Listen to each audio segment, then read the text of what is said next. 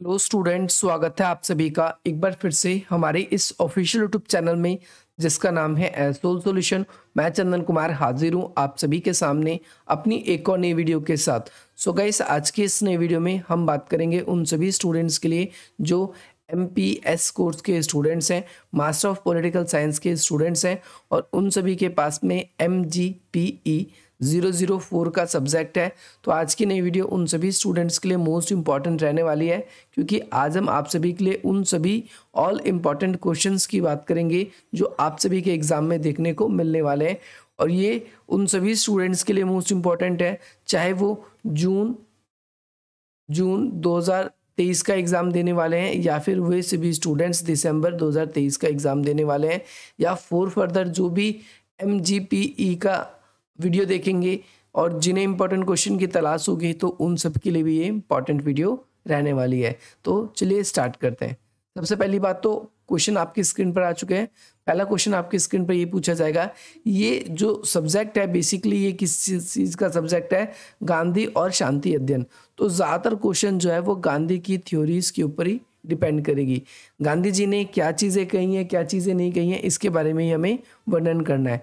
तो इसके अंदर सबसे पहली बात तो कुछ क्वेश्चंस को मैं आपको कहूँगा जो गांधी का आपको पहले पक्का करना है, उसके बाद कोई और टॉपिक आप स्टार्ट कीजिए ताकि आप सभी को वो इजीली समझ में आ जाए। सबसे पहले जैसे फर्स्ट क्वेश्चन है, मैंने इसीलिए जानबूझ के ये क्वेश्चन रखा है कि गांधी जी के अगर आपने स्वराज के विचार पढ़ लिए तो गांधी जी के आधे से ज़्यादा विचारों के बारे में आप सभी को पता चल जाएगा अच्छे तरीके से।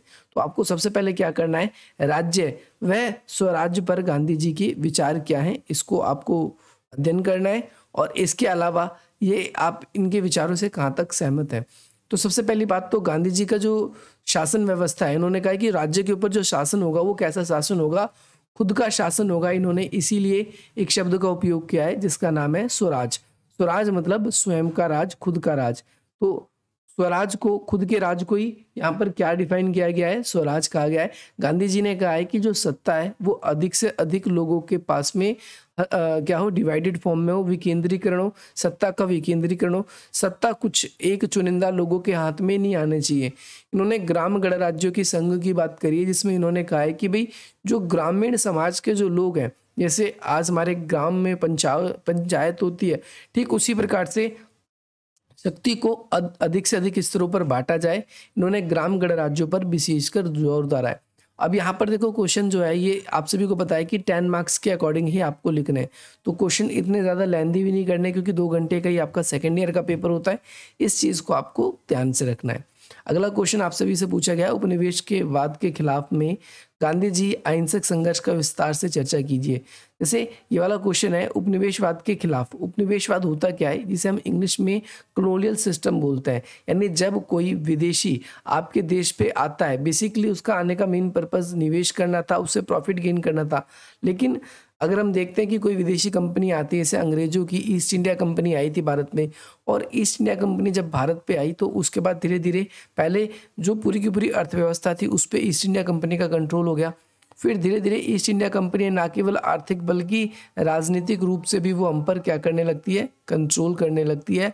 और इस तरीके से हम फिर आगे चल के ये कहते हैं कि भाई जो उपनिवेशवाद है ये फैल जाता है या उपनिवेशवाद बन जाता है। तो गांधी जी ने, आप सभी को पता है, भारत पे भी उपनिवेशी शासन था, भारत के ऊपर भी अंग्रेजों ने राज किया था। तो ऐसे में इन्होंने अहिंसक संघर्ष की बात की थी। आप सभी को पता है गांधी जी के कई आंदोलन हुए, जैसे 1917 में इन्होंने नील की खेती के विरुद्ध, इंडिगो की प्रोडक्शन के विरुद्ध में क्या किया था, बिहार के चंपारण में आंदोलन किया था। इसके बाद में आगे चल के आपको पता है 1918 में पहले अहमदाबाद में और फिर इसके बाद में खेड़ा में, वहाँ पर जो मजदूर हैं और वहाँ पर जो लोग हैं उनके लिए इन्होंने संघर्ष किए थे। ऐसे ही आपको एक आंदोलन ज़रूर याद होगा 1922 में जो चोराचेरी कांड हुआ था, उसमें वो थोड़े से हिंसक हो गया था वो आंदोलन, तो गांधी जी ने अपने आंदोलन को वापस ले लिया था। इस बात के आधार पर हम कह सकते हैं गांधी जी ने उपनिवेशवाद का विरोध जो करने की बात कही भी है, तो उन्होंने कैसी कही है, उन्होंने कहा है कि भैया इसके अंदर हमें अहिंसक रूप से ही इसका विरोध करना है। नेक्स्ट क्वेश्चन है, क्वेश्चन नंबर 3 है, इस पे गांधी जी के कर्तव्य और अधिकारों के बारे में आपको बताना है। ये भी इंपॉर्टेंट क्वेश्चन है, ये सारे के सारे इंपॉर्टेंट क्वेश्चन है, इन्हीं क्वेश्चनों को आप करके जाओ। इसके अलावा आप कुछ मत पढ़ो, आपका पेपर अच्छा जाएगा। तो भाई अधिकार और कर्तव्य पर गांधी जी के क्या विचार हैं? तो अधिकार आखिर होते क्या है? राइट्स। और कर्तव्य क्या होता है? जो हमें उन अधिकारों के बदले हमें जो ड्यूटी मिलती है। तो गांधी जी का कहना था कि अधिकार बेसिकली उन हकों को या उन मांगों को कहा गया है जो सरकार के द्वारा स्वीकार किया गया है, परंतु अगर एक हमारा सोसाइटी में लोकतंत्र है, तो ऐसे समय में अगर हर एक व्यक्ति अपने कर्तव्यों का पालन करता है तो हमें अधिकारों की आवश्यकता ही नहीं होगी। जो कर्तव्य है वो हमारे लिए नहीं बल्कि पूरे समाज के लिए इम्पोर्टेंट है। और वहीं अधिकार के लिए बोले तो अधिकार केवल एक व्यक्ति के जीवन के लिए इम्पोर्टेंट है। अगर कर्तव्य का हम सभी पालन करते हैं तो समाज में कभी भी जो है गैर कानून या अकानून व्यवस्था कभी फैलेगी ही नहीं। लेकिन वहीं अगर हम बात करते हैं अधिकारों की, तो अधिकार केवल खुद के स्वयं की रक्षा के लिए ही जरूरी होता है।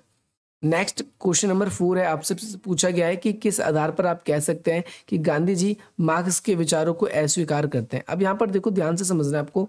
गांधी जी ने मार्क्स के विचारों को अस्वीकार किया।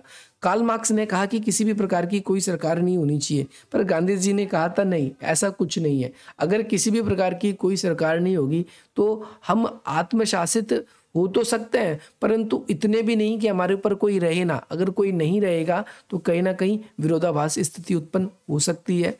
दूसरी बात, गांधी जी ने कहा था कि मार्क्सवाद ने कहा था मजदूरों की तानाशाही है, और गांधी जी ने कभी भी तानाशाह को स्वीकार नहीं किया, क्योंकि उसके अंदर तानाशाह के अंदर हम देखते हैं कि पर्टिकुलर किसी एक विचारधारा, किसी एक व्यक्ति की सोच काम करती है। और ऐसे समय में गांधी जी का कहना था कि जब हम बात पूरे सोसाइटी समाज की करते हैं तो किसी भी प्रकार की हम तानाशाही को स्वीकार नहीं करेंगे।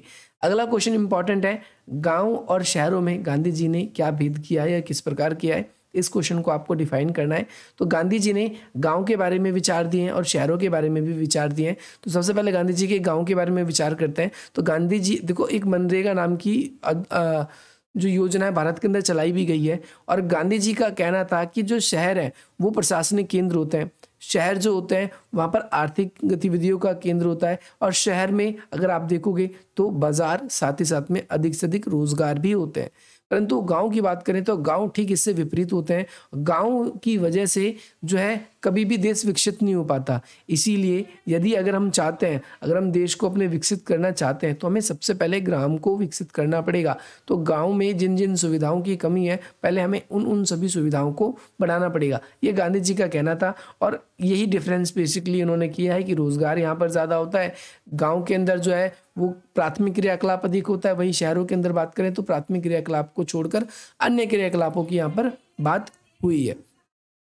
अगला क्वेश्चन है, संघर्ष समाधान करने के लिए सत्याग्रह। सत्याग्रह क्या होता है? सत्याग्रह मीन्स सत्य के लिए आग्रह करना, यानी आप शांतिपूर्ण ढंग से अपनी बात को क्या करते हो, सामने वाले व्यक्ति के सामने प्रस्तुत करते हो। और गांधी जी ने इसे एक बहुत महत्वपूर्ण हथियार माना है, क्योंकि हमने देखा है कि संघर्षों को रोकने में या फिर पे कोई अत्याचार ना करे, इसके लिए सत्याग्रह एक हथियार के रूप में उपयोग किया जा सकता है। देखो, फर्स्ट क्वेश्चन और ये क्वेश्चन सेम है, लेकिन पेपर में लैंग्वेज अलग अलग तरीके से घुमा के पूछता है। तो ये सेम क्वेश्चन है, गांधी जी राष्ट्रवाद स्वराज स्वरूप, गांधी जी के राष्ट्रवादी स्वराजी स्वरूप, यहाँ पर राष्ट्रवादी आएगा। गांधी जी के, यहाँ पर क्वेश्चन के अंदर ही गलती थी थोड़ी सी, जो पेपर में भी आया है सेम ही क्वेश्चन पेपर में ये लिखा हुआ है, गांधी जी के राष्ट्रवादी स्वरूप की व्याख्या करनी है इस वाले के अंदर। यानी आपको क्या करना है, राज्य का स्वरूप बताना है, राष्ट्रवादी स्वरूप। गांधी जी का कैसा राष्ट्रवादी स्वरूप था और राज्य का स्वरूप कैसा होना चाहिए, इसके बारे में इस वाले क्वेश्चन के अंदर बताया गया है। तो गाइस, अगर आप लोग पीडीएफ को डाउनलोड करना चाहते हैं तो आप पीडीएफ डाउनलोड कर सकते हैं, और जो लिंक है ना, लिंक वो इसमें दिया गया, पीडीएफ लिंक डिस्क्रिप्शन में दिया गया, वहां से भी इसको डाउनलोड कर सकते हैं। क्वेश्चन नंबर 8 में इसमें पूछा गया है, गांधी जी के राज्य के सिद्धांत को बताइए। तो फर्स्ट क्वेश्चन और ये क्वेश्चन, ये तीनों क्वेश्चन जो है फर्स्ट क्वेश्चन से ही संबंधित है, ये आप सभी को याद रखना है। नेक्स्ट क्वेश्चन है आप सभी के लिए कि भाई क्वेश्चन नंबर 9 है, गांधी के अनुसार संरचनात्मक हिंसा कैसी होती है। सबसे पहली बात तो आपको यहाँ पर ये डिफाइन करना है कि संरचनात्मक हिंसा है क्या, गरीब कमजोरों को इसने कैसे प्रभावित किया है। तो संरचनात्मक हिंसा हम ऐसी हिंसा का रूप बोलते हैं जो कि माहौल बनाकर, या फिर हम देखते हैं कि समाज में किसी एक ताकतवर वर्ग द्वारा अन्य जो कमजोर या जो निचले वर्ग होते हैं उन सब पर शासन करने के लिए जो नीतियां चलाई जाती है, इसे हम संरचनात्मक हिंसा कहते हैं। और ये बेसिकली बहुलवादी जो विचारधारा है उससे प्रभावित होती है। और कहीं काफ़ी हद तक हम देखते हैं कि जिस सोसाइटी के अंदर जो ताकतवर लोग कुछ एक लोग होते हैं और वो गरीबों का और कमज़ोरों का बहुत शोषण करते हैं। तो यहाँ पर संरचनात्मक हिंसा क्या है इसको आपको डिफाइन करना है। इसके लिए मैं आपको स्पेशल वीडियो दूंगा अलग से, आप वो वाली वीडियो उसको अच्छी तरीके से देखना है। नेक्स्ट क्वेश्चन आपसे भी से क्वेश्चन नंबर 10 पूछा गया है, शक्ति और सत्ता के सिद्धांत पर गांधी जी का आपको विश्लेषण करना है। ये क्वेश्चन भी इंपॉर्टेंट है बहुत ज़्यादा, इस क्वेश्चन को आपको करके जाना है। अगला क्वेश्चन है, फांसीवाद को परिभाषित कीजिए और फांसीवाद गांधी जी का क्या वर्णन था, क्या विचार, गांधी जी ने फांसीवाद के बारे में क्या बात कही है। तो गांधी जी ध्यान रखना है कि फांसीवाद को साम्यवाद और फांसीवाद के बीच में एक रास्ता अपनाते हैं जो कहते हैं कि भैया दोनों विचारधारा में कुछ ना कुछ कमियां हैं, ना तो पूरी तरीके से मार्क्सवाद या साम्यवाद अच्छा है और ना ही पूरी तरीके से फांसीवाद अच्छा है। हमें दोनों से कुछ कुछ चीज़ें अडॉप्ट करनी चाहिए, परंतु ये दोनों के दोनों चीज़ें ज़्यादा अच्छी नहीं है। नेक्स्ट क्वेश्चन है, औद्योगिकरण पर गांधी जी के क्या विचार हैं, इसके आलोचनात्मक मूल्यांकन कीजिए। जैसे औद्योगिकरण का मतलब होता है इंडस्ट्रियलाइजेशन। गांधी जी का कहना था कि अधिक से अधिक लोगों पर अगर सत्ता का हस्तांतरण हो, सत्ता को बांट देंगे, ठीक उसी प्रकार से उद्योग जो है, अगर उद्योगों का औद्योगिकरण होगा, यानी ज़्यादातर कार्य अगर सिर्फ और सिर्फ उद्योग से होंगे तो हमारी सोसाइटी के अंदर अधिक से अधिक बेरोजगारी फैलेगी। और बेरोजगारी का हटाने का कुछ ही कारण है। जैसे यहाँ पर अगर हम बात करें बेरोजगारी कैसे हटा सकते हैं, अगर हम मशीनों का कम से कम उपयोग करें ताकि अधिक से अधिक लोगों को रोजगार मिले। दूसरी बात यहाँ पर ये भी हम लोगों को सुनिश्चित करते हुए चलना होगा कि जो औद्योगिकरण है इसका ज़्यादातर लाभ विदेशी कंपनियों को मिलता है और जो हमारे देश में आती हैं अधिक से अधिक लाभ कमाती है और अपने देश को वापस लौट जाती हैं। इससे मुनाफा जो है और जो साथ ही साथ में रोजगार जो है दोनों की कमी होती है, इसीलिए गांधी जी ने इसकी आलोचनात्मक परीक्षण किया है।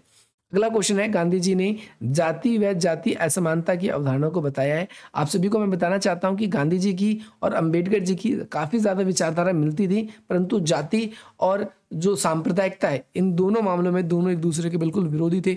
दोनों की विचारधारा बिल्कुल भी एक दूसरे से नहीं। इस वाले क्वेश्चन के अंदर गांधी जी ने जो निम्न वर्ग के जो लोग हैं उन सभी के लिए हरिजन शब्द का इस्तेमाल किया है। अंबेडकर जी बिल्कुल भी इस शब्द का इस्तेमाल नहीं करते। गांधी जी का कहना है कि ये जो जाति प्रथा है ये हमारे पुनर्जन्म, यानी जो हमने पिछले जन्म में जो हमने कर्म किया था उसका ही फल हमें इस जन्म में मिल रहा है, या उसी प्रकार की हमारे साथ में व्यवहार बिहेवियर जो है किया जा रहा है। नेक्स्ट क्वेश्चन आप सभी से क्वेश्चन नंबर 14 है, उदारवाद और जो है संवैधानिकता पर गांधी जी की क्या विचार है। यानी आपको एक गांधी जी का संविधान पर आपको विचार पढ़ना है। गांधी जी का कहना है कि संविधान इंपॉर्टेंट क्यों है हमारे लिए, इस वाले क्वेश्चन में आपको ये वाला डिफाइन करना है। अगर आप लोगों को ये वीडियो पसंद आई या आप लोग तो कुछ ही क्वेश्चन बताएं, अगर आप लोग इन क्वेश्चनों को भी करके जाते हो अपने एग्जाम्स के लिए, आपको कुछ और करने की आवश्यकता नहीं है। इस क्वेश्चन से ही आपके पूरे पेपर हो जाएंगे। सारे कॉन्सेप्ट इन क्वेश्चन से क्लियर है, पूरी बुक क्लियर है, केवल इन 14 क्वेश्चन को कर लो। अगर आप लोग हमारे साथ जुड़ना चाहते हैं तो डिस्क्रिप्शन बॉक्स में दिए गए लिंक के थ्रू हमसे जुड़ सकते हैं। टेलीग्राम पर अब तक अभी हम हमारे साथ में 480 लोगों के करीब जुड़ चुके हैं। अगर आप लोग नहीं जुड़े तो आप जुड़ सकते हैं। बाकी मिलते हैं हम आप सभी से अपनी अगली वीडियो में। जय हिंद, जय भारत।